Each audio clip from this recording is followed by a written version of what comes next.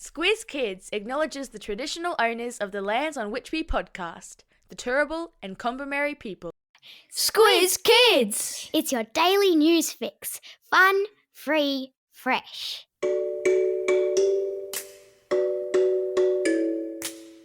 Hello and welcome to Squiz Kids Today, your fresh take on what's happening in the world around you. I'm Christy Kijarina. It's Wednesday, November 8. In Squiz Kids Today, winning the cup without a fight, a festive forest for Christmas, the gooey green mystery, and chatting with cats. That's what's making news, kid style. The lowdown. And it's a big welcome back to school to Victorian kids today, after they took yesterday off for the Melbourne Cup public holiday. How did you go? Did you pick a winner? Jockey Mark Zahara sure did. After winning last year's Melbourne Cup on a horse called Gold Trip, he switched horses this year to a 7-year-old named Without a Fight, who ran 13th in the Cup last year. Without a Fight took out the prestigious Caulfield Cup last month before winning at Flemington yesterday. He's the first horse to take out that double win since 2001. Mark explained that Without a Fight has an electric turn of foot. He demonstrated that yesterday by charging home to cross the finish line 2 horse lengths in front of the second place getter, Solcombe, while Shiraz ran third. Thousands flocked to Flemington Racecourse in Melbourne for the big race, even as commentators wondered aloud if smaller crowd numbers and fewer televiewers, amid concerns about animal welfare, pointed to the Cup perhaps no longer being the race that stops the nation. And as Bryce told you on Monday's podcast, Prime Minister Anthony Albanese is in China this week, meeting with the Chinese President Xi Jinping. As well as discussing important topics like trade and the relationship between the two countries, the leaders compared the cuteness of Tassie devils and giant pandas, with President Xi reminding Albo that while he might look cute, Kung Fu Panda still packs a punch. The comment has been seen as a good sign, as it indicates a light-hearted and friendly tone when the relationship between the two countries has been a bit frosty, to say the least.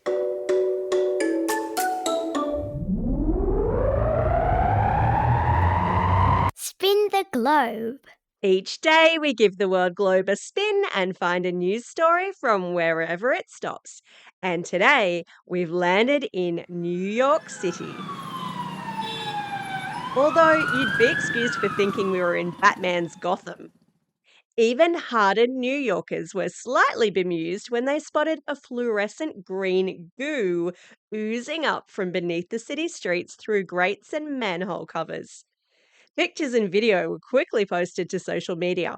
Yes, we have links in the episode notes for you. Some folks are speculating that the slimy spectacle is the result of a superhero showdown gone wrong.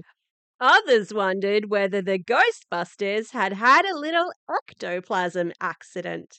Realistically, it was probably just a coloured antifreeze liquid added to the city's heating system to stop the pipes from freezing, or a dye that's commonly used by plumbers to detect leaky pipes. We're still keeping an eye out for reports of citizens developing superpowers, but at the time of podcasting, no reports had come to hand. We'll be sure to keep you informed. Animal Kingdom. Hands up if you've ever dived down a rabbit hole of cat videos on YouTube. Yep, me too. But we're not the only ones. Some very clever scientists are using artificial intelligence and the overabundance of animal videos online to better understand our furry and feathered friends. They've discovered that cats have a whopping 276 unique facial expressions when they interact with each other, and even more when they're communicating with humans. So their "I'm judging you" look is totally different from their "you forgot to feed me" look 10 minutes after you already fed them. Yes, I have cats. But it's not just cats getting the AI treatment. Another group of researchers are investigating the whinnies, snorts, and squawks of zebras, white rhinos, and parakeets to check in on their health and happiness, with the aim of improving the animals' well-being and assisting in conservation efforts. Who knows? One day we might have the perfect pet translator. Yeah, fair call on the mum joke alarm.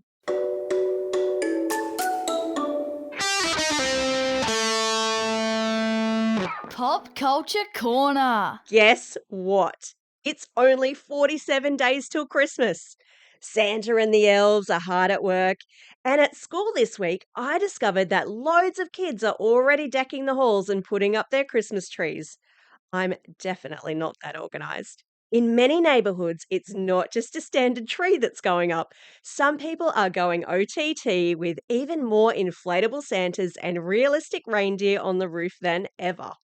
One interior designer in the United States has pointed out a growing trend for multiple themed Christmas trees throughout the house, with kids getting involved by decorating their own Christmas movie or superhero themed tree in their bedrooms. Because clearly one tree can't handle the festive overload, and who doesn't dream of waking up to a bedroom filled with elf decorations? But don't feel bad if you're sticking with one traditional tree. The interior designer says that this year's colour theme is gold, ivory white, and glass. Personally, I'm sticking with my homemade decorations. Get cracking with the glitter, kids. There's not long to go. Have you ever wondered what it takes to be a teacher, other than being very patient? Well, before teachers can work in classrooms, they go to university. And a shout out to the teachers and parents listening. Our friends at the Squiz have released their latest episode of How Far We've Come, made in partnership with NGS Super. This week, they'll dive into the world of university, from the days of limited access to the wonderful world of free education. Doesn't that sound lovely? To Hex and where we are today. Adults, you can hop on board and listen to it at the Squiz Today podcast feed.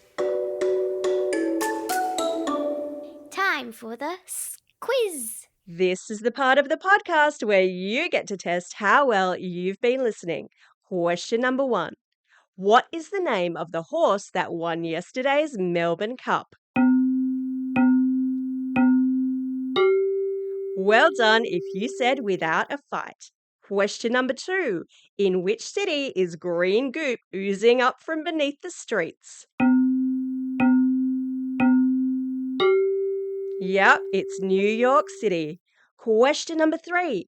How many unique facial expressions do cats have when they're interacting with each other?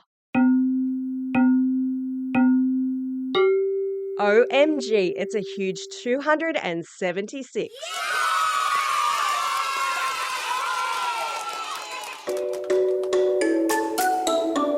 Shout outs. It's November 8, birthday of Vlad the Impaler, the Transylvanian count who was the inspiration for Dracula. If he were alive today, and who's to say that he isn't, he'd be 532 years old.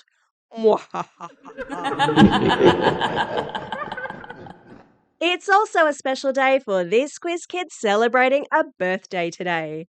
Heidi from Junie, Corey from Cannon Hill, Scarlett from Drysdale, Emily from Port Arlington, Jake from Prospect, Matilda from Diamond Creek, Rhiannon from Sydney, Stella from Camp Hill, Samuel from Palmerston, Penelope from Mount Cotton, Freddie from Waverton, Dominic from Adelaide, Molly from Beanley East, Olivia from Rosanna, Stevie from Mount Annan, Ned from Coolamon, Hayley from Cronulla, Arjang from Raceview, Stella from the Ponds, and Chloe listening all the way over there in Muswell Hill, London, and Ada in Singapore. And belated birthday shout-outs go to Jack and Mia, also listening in Singapore, and Thomas from Riverwood. Classroom shout-outs today go to the students with Mrs. D and Mrs. Tyndall at Kalongalook Public School. Class 5B with Mrs. Tanios and Mrs. Deeks at St Luke's Catholic Primary School in Revesby. Class 3-4 Sapphire with Mrs. Sinclair at Ashmont Public School. 6G and 6SC with Miss Goad at St John's Primary School in Heidelberg. Classes 3C and 6B with Mrs. Phillip and Miss Kelly at Mount Crosby State School. Class 5D with Ms. Van Art at Grand Avenue State School in Forest Lake.